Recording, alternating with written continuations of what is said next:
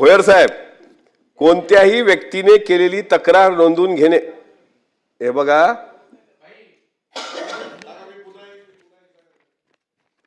मी सांगतच नाही सध्या, तसं अंबादास दानवे पण म्हणाले होते. कोणत्याही व्यक्तीने केलेली तक्रार नोंदवून घेणे पोलीस ठाण्याच्या अंमलदार पोलीस अधिकाऱ्यासाठी अनिवार्य असेल. पोलीस अधिकाऱ्यांनी प्रथमदर्शनी आलेली तक्रार वाचून घेऊन 0 FIR करणं असा नवीन कायद्याची अमेंडमेंट आहे. पण आम्हाला या मरीन ड्राईव्ह पोलीस स्टेशनला अजितदादांच्या विमान दुर्घटनेसंदर्भात जो VSR व्हेंचरच्या संदर्भात अहवाल आला होता त्याबद्दल तक्रार दाखल करण्यासाठी गेलो असता बावनकुळे साहेब, ती पोलिसांनी तक्रार दाखल करून घेतली नाही. पोलीस अशा पद्धतीचे वागले, 2 विद्यमान सदस्य सत्तेमधले, 2 अपोजिशन मधले, तरी पोलिसांचं वागणूक आम्ही सभागृहाच्या समोर निदर्शनास आणल्यानंतर चंद्रकांत दादांनी उत्तर दिल्यावर सुद्धा पोलिसांवर कुठलीही कारवाई झाली नाही. त्याच्यामुळे हे कायदे बनवताना पोलिसांना जर आपण काही जबाबदाऱ्या दिल्या आणि पोलीसच त्याच्यामध्ये काही हे करत नसेल, अनेक ठिकाणी असं येतं 18 वर्ष 1 दिवसाचीच मुलगी असेल, एखादी पळून गेलेली मुलगी आहे, दुसऱ्या धर्माच्या व्यक्तीसोबत पळून गेलेली मुलगी आहे, पण तिचं वय पूर्ण झालंय. पोलिसांनी सुद्धा एखाद्या वेळेस ऑफ द किंवा काही निकष बाजूला ठेवून मुलीच्या बापाच्या भूमिकेत बोलावं ना, तर ते डायरेक्ट सांगतात कायद्यात तशी तरतूदच नाही, ती संज्ञा आहे. आणि तिचं जर मत असलं की हो मी स्वखुशीने याच्यासोबत आली आहे, तर त्याच्यामुळे त्यांना सुद्धा त्याचा वडील पालकही आले तर पोलीस अजिबात तिथे काही ठिकाणी चांगला अनुभव येतो, पण काही ठिकाणी पोलीस आरोपीची बाजू घेताना दिसतात. त्यामुळे पोलिसांच्या दृष्टीने सुद्धा म्हणजे हा कायदा आता संमत होणारच, पण मला असं आपल्याला विनंती आहे की जर काही सूचना आम्ही सुचवल्या तर त्या सूचना जर याच्यामध्ये ऍड करता येत असतील आता नाही अजिबात. हा, त्याच्यामध्ये उद्देश व कारणांमध्ये धर्मप्रचाराच्या हक्कामध्ये दुसऱ्या व्यक्तीचे बळजबरीने धर्मांतर करण्याच्या हक्काचा समावेश होत नाही, असं एक उद्देश व कारणामध्ये निवेदन आलेलं आहे.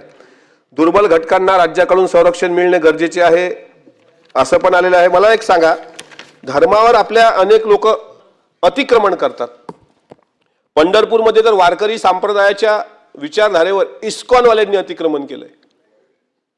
वाईट आहेच, कारण आपला वारकरी धर्म, आपला महाराष्ट्राची तुकाराम महाराजांची, गाडगे महाराजांची परंपरा हा सर्व धर्म समभाव हा जपणारी परंपरा आहे. म्हणजे जगद्गुरु तुकाराम महाराजांची पालखीचं देहूवरून प्रस्थान होतं, पण पहिला 20वा अनगडशा बाबाच्या दर्ग्यावरती आरती होते, हे आपल्याला मान्यच करावं लागेल.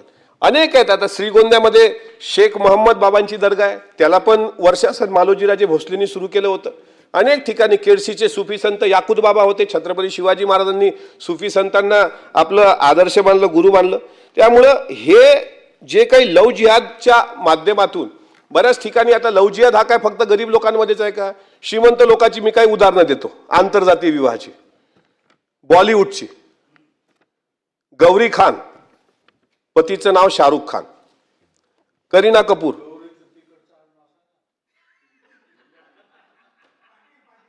करीना कपूर पतीचं नाव सैफ अली खान.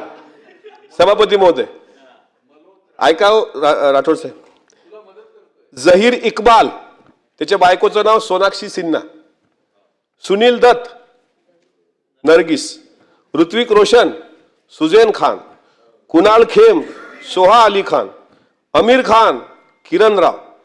म्हणजे इकडं लव जिहादचा कायदा लागू होत नाही, यांनी केलं. अरे काल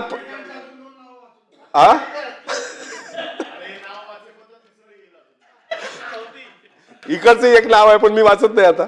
काल सुद्धा प्रसाद दादांच्या घरी ते जे काही लग्न होतं तिथं सुद्धा अनेक त्यांचे मित्र दिसलेत मला येताना. म्हणजे काय असतं की धर्म असेल, जात असेल, पण वैयक्तिक जीवनात आपण कधी म्हणजे मी इस्कॉनवर आलो होतो. मी शेवटच कन्क्लूडच करणार आहे. माझी विनंती अशी आहे की द्रव्यदंड जो याच्यामध्ये केलेला आहे, द्रव्यदंड 7 लाखापर्यंत द्रव्यदंड, 10 लाखापर्यंत द्रव्यदंड, सक्त मजुरी शिक्षा. आता आदिवासी भागात सुद्धा मोठ्या प्रमाणामध्ये आदिवासी बांधवांमध्ये सुद्धा आमिष द्रव्यदंड तो जास्त वाढवाला त्या केस मधला. याच्यामध्ये तो म्हणजे आता काय मेळघाट आहे, अनेक ठिकाणी आदिवासी भागात सुद्धा सक्तीचे धर्मांतर करण्याची एक प्रघात आहेच. म्हणजे तिथे जातात, त्यांना आमिष दाखवतात, त्यांना काहीतरी तुम्ही हा धर्म बदला आणि धर्म बदलल्यानंतर मग तुम्हाला राशन पाणी नोकरी बिकरी असं दाखवतात आमिष. पण त्यांना मग कोणीतरी बोललं, मग मला वाटतं भाई जगताप साहेबच बोलले का बेरोजगारी धर्मांतराचं मूळ कारण आहे. बेरोजगारी म्हणजे याचं कारण असं आहे की त्यांच्या हाताला काम असलं तर ते आमिषाकडे वळणारच नाही. आता काही ठिकाणी शारीरिक आमिष दाखवल्या जातात, काही ठिकाणी